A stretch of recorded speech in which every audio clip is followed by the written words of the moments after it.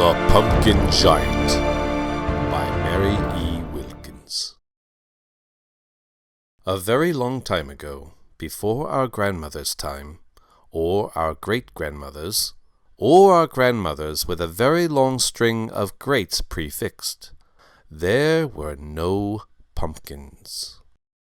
People had never eaten a pumpkin pie, or even had a pumpkin spice latte, and that was the time when the pumpkin giant flourished.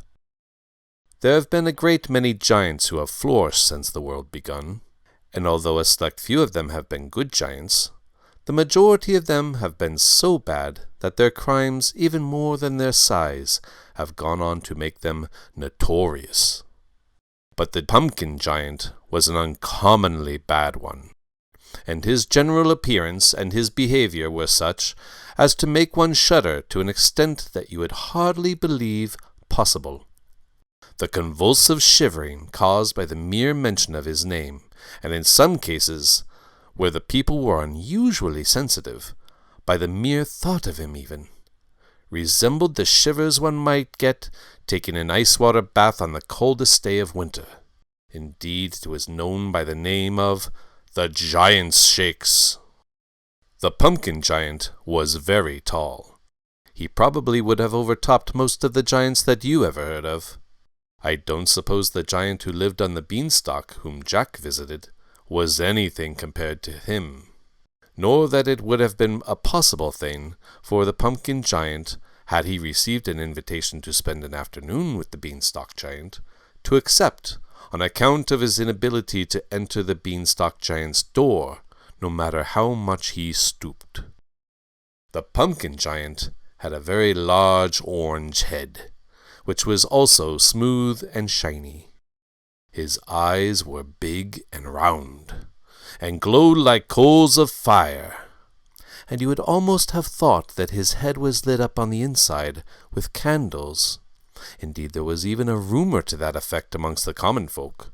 But that was all nonsense, of course. No one of the more enlightened class credited it for an instant. His mouth, which stretched halfway around his head, was furnished with rows of pointed teeth, and he was never known to hold it in any other way than wide open. The pumpkin giant lived in a castle, as a matter of course. It is not fashionable for a giant to live in any other kind of dwelling.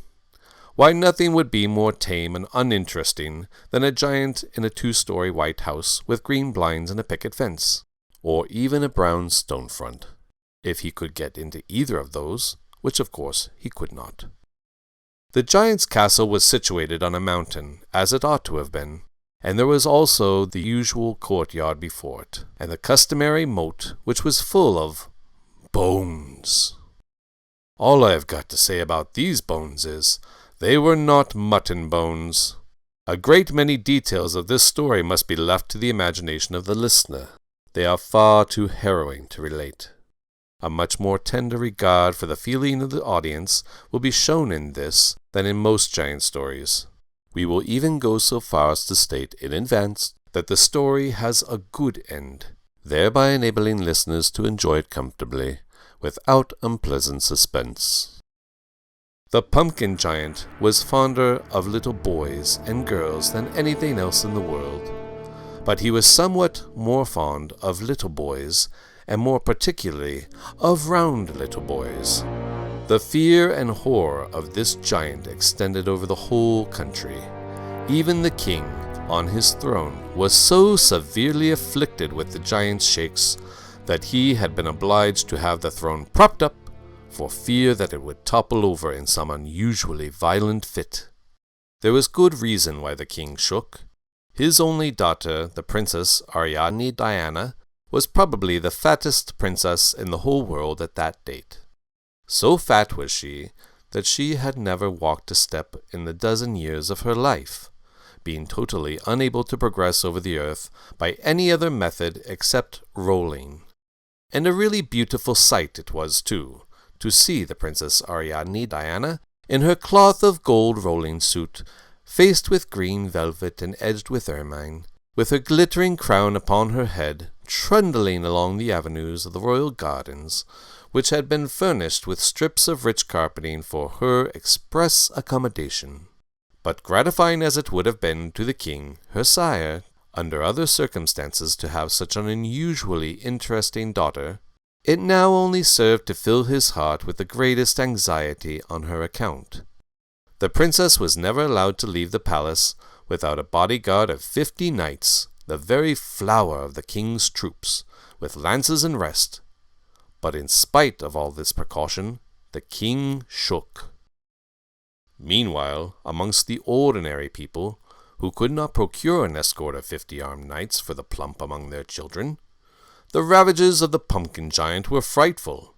It was apprehended at one time that there would be very few fat little girls, and no fat little boys at all, left in the kingdom.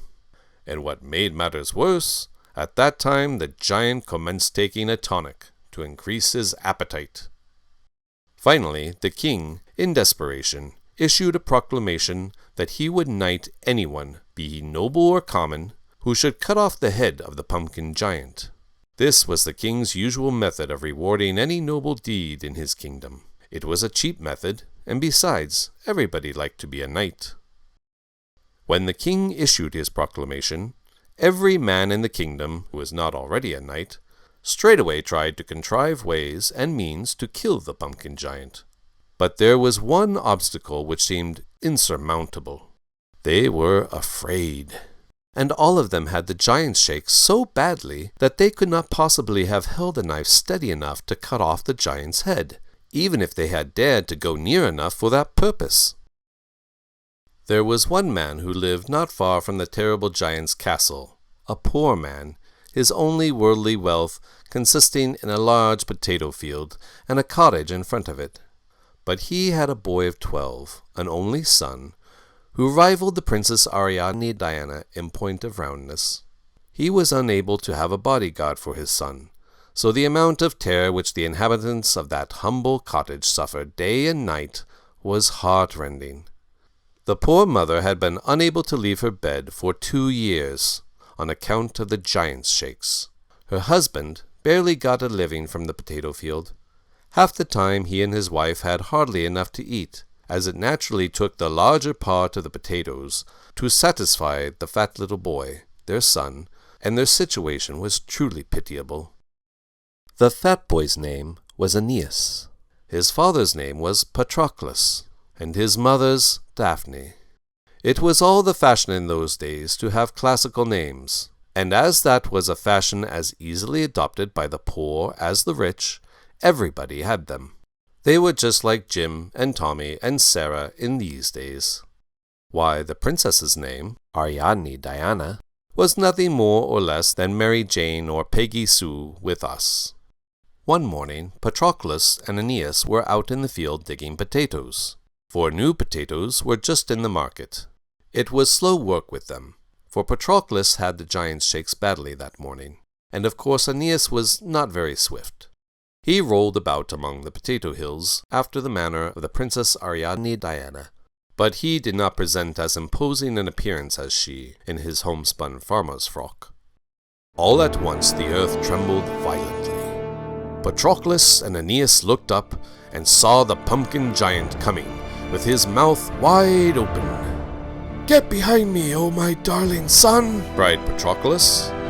Aeneas obeyed, but it was of no use, for you could see his cheeks each side of his father's waistcoat. Patroclus was not ordinarily a brave man, but he was brave in an emergency, and as that is the only time when there is even the slightest need of bravery, it was just as well. The pumpkin giant strode along, faster and faster, opening his mouth wider and wider, until they could fairly hear a crack at the corners. Then Patroclus picked up an enormous young plantagenet and threw it plump into the giant's mouth. The giant choked and gasped, and choked and gasped, and finally tumbled down and died. Patroclus and Aeneas, while the giant was choking, had run to the house and locked themselves in. Then they looked out of the kitchen window. When they saw the giant tumble down and lie quiet still, they knew he must be dead. Then Daphne was immediately cured of the giant's shakes, and got out of bed for the first time in 2 years. Patroclus sharpened the carving knife on the kitchen stove, and they all went out into the potato field. They cautiously approached the prostrate giant, for fear he might be shamming, and might suddenly spring up at them, and Aeneas. But no, he did not move at all. He was quite dead. And, all taking turns, they hacked off his head with the carving knife. Then Aeneas had it to play with, which was quite appropriate, and a good instance of the sarcasm of destiny. The king was notified of the death of the pumpkin giant, and was greatly rejoiced thereby. His giant's shake ceased, the props were removed from the throne, and the Princess Ariadne Diana was allowed to go out without her bodyguard of 50 knights, much to her delight, for she found them a great hindrance to the enjoyment of her daily outings. It was a great cross, not to say an embarrassment, when she was gleefully rolling in pursuit of a charming red and gold butterfly, to find herself suddenly stopped short by an armed knight with his lance in rest. But the king, though his gratitude for the noble deed knew no bounds, omitted to give the promised reward and knight Patroclus. I hardly know how it happened. I don't think it was anything intentional. Patroclus felt rather hurt about it, and Daphne would have liked to be a lady, but Aeneas did not care in the least. He had the giant's head to play with, and that was reward enough for him. There was not a boy in the neighborhood but envied him his possession of such a unique plaything, and when they would stand looking over the wall of the potato field with longing eyes, and he was flying over the ground with the head, his happiness knew no bounds, and he played so much with it that finally, late in the fall, it got broken and scattered all over the field. Next spring, all over Patroclus's potato field grew running vines, and in the fall giants' heads. There they were all over the field, hundreds of them. Then there was consternation indeed. The natural conclusion to be arrived at when the people saw the orange giants' heads making their appearance above the ground was that the rest of the giants were coming. "There was one pumpkin giant before," said they. "Now there will be a whole army of them." "If it was dreadful then, what will it be in the future?" "If one pumpkin giant gave us the shake so badly, what will a whole army of them do?" But when some time had elapsed, and nothing more of the giants appeared above the surface of the potato field, and as moreover their heads had not yet displayed any signs of opening their mouths, the people began to feel a little easier, and the general excitement subsided somewhat, although the king had ordered out Ariadne Diana's bodyguard again. Now Aeneas had been born with a propensity for putting everything into his mouth and tasting it. There was scarcely anything in his vicinity which could by any possibility be tested which he had not eaten a bit of. This propensity was so alarming in his babyhood that Daphne purchased a book of antidotes, and if it had not been for her admirable good judgment in doing so, this story would probably never have been told, for no human baby could possibly have survived the heterogeneous diet which Aeneas had indulged in. There was scarcely one of the antidotes which had not been resorted to from time to time. Aeneas had become acquainted with the peculiar flavor of almost everything in his immediate vicinity, except the giants' heads, and he naturally enough cast longing eyes at them. Night and day he wondered what a giant's head could taste like, till finally one day, when Patroclus was away, he stole out into the potato field, cut a bit off of one of the giant's heads, and ate it. He was almost afraid to, but he reflected that his mother could give him an antidote, so he ventured. It tasted very sweet and nice. He liked it so much that he cut off another piece and ate that, then another, and another, until he had eaten 2/3 of a giant's head. Then he thought it was about time for him to go in and tell his mother and take an antidote, though he did not feel ill at all yet. "Mother," said he, rolling slowly into the cottage, I have eaten 2/3 of a giant's head, and I guess you had better give me an antidote. Oh, my precious son, cried Daphne. How could you? She looked in her book of antidotes, but could find not one antidote for a giant's head. Oh, Aeneas, my dear, dear son, groaned Daphne. There is no antidote for giant's head. What shall we do? Then she sat down and wept, and Aeneas wept too, as loud as he possibly could. And he apparently had excellent reason to, for it did not seem possible that a boy could eat 2/3 of a giant's head and survive it without an antidote. Patroclus came home, and they told him, and he sat down and lamented with them. All day they sat weeping and watching Aeneas, expecting every moment to see him die. But he did not die. On the contrary, he had never felt so well in his life. Finally, at sunset, Aeneas looked up and laughed. I am not going to die, said he. I never felt so well. You had better stop crying, and I am going out to get some more of the giant's head. I am hungry. Don't! cried his father and mother. But he went, for he generally took his own way, very like most only sons. He came back with a whole giant's head in his arms. See here, father and mother, cried he. We'll all have some of this. It evidently is not poison. It is good, a great deal better than potatoes. Patroclus and Daphne hesitated, but they were hungry too. Since the crop of giant's heads had sprung up in their field instead of potatoes, they had been hungry most of the time, so they tasted. It is good, said Daphne, but I think it would be better cooked. So she put some in a kettle of water over the fire and let it boil a while. Then she dished it up, and they all ate it. It was delicious. It tasted more like stewed pumpkin than anything else. In fact, it was stewed pumpkin. Daphne was inventive, and something of a genius, and the next day she concocted another dish out of the giant's heads. She boiled them and sifted them, and mixed them with eggs and sugar and milk and spice. Then she lined some plates with puff paste, filled them with the mixture, and set them in the oven to bake. The result was unparalleled. Nothing half so exquisite had ever been tasted. They were all in ecstasies, Aeneas in particular.